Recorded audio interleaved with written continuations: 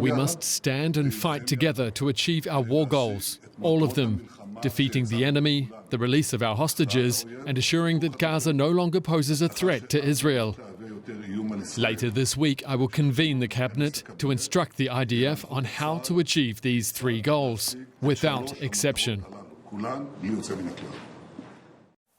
I want to discuss this now with Ehud Olmert. He is one of Benjamin Netanyahu's predecessors. He was Israel's Prime Minister from 2006 to 2009. Mr. Olmert, welcome to DW News. And Netanyahu is reportedly pushing for the full conquest of the Gaza Strip. Do you think that's a good idea?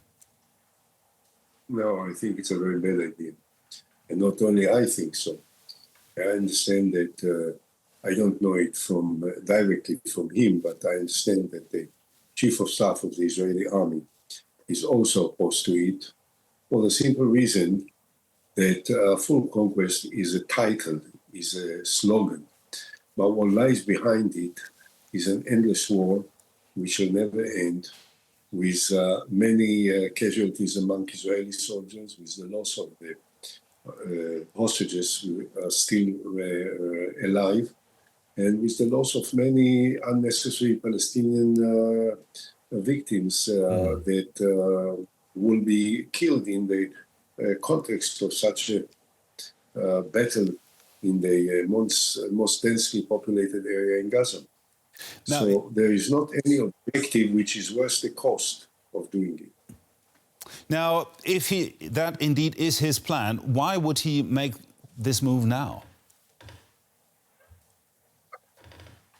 Yeah, I did many things in the last couple of years. One thing which I can't do is to explain the Prime Minister.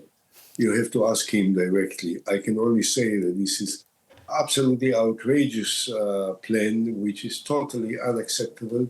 Fact is that for the last 22 months, we were fighting and fighting and fighting, and we have destroyed almost all of Gaza, and more than 60,000 Palestinians were killed, many of whom were not soldiers or fighters of Hamas, but were what is called collateral damage of a war which was originally very justified and unavoidable, but at this point is unnecessary and is not going to achieve anything, and it has to stop right away.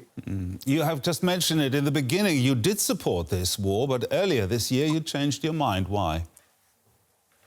Because of what I said, that up to a point there was a reason and there was a universal support for it. It's not just me that supported it. The Chancellor Scholz of Germany at that time and Chancellor Marz afterwards, and Prime Minister Stemmer and President Macron, everyone supported it. Of course, President Biden and President Trump. But there is a point after 22 months and so many casualties, so many of them were uninvolved in terror, so many Israeli soldiers, and yet we didn't bring the hostages back. There is only one way to do it: to stop the war, to bring back all the hostages as part of an agreement, and then to embark on a serious effort to build a security force made of Palestinians and Arab soldiers that will take over Gaza instead of Israel, and will make sure that Hamas does not recover into any position of influence, and then appoint administration that will take over the leadership of Hamas, of Gaza, in order to start the rebuilding of Gaza as a major effort of the Arab countries, the moderate Arab countries, with the participation of the international community, to start and build up a framework that will allow us and the Palestinians to negotiate towards a solution of this historic conflict.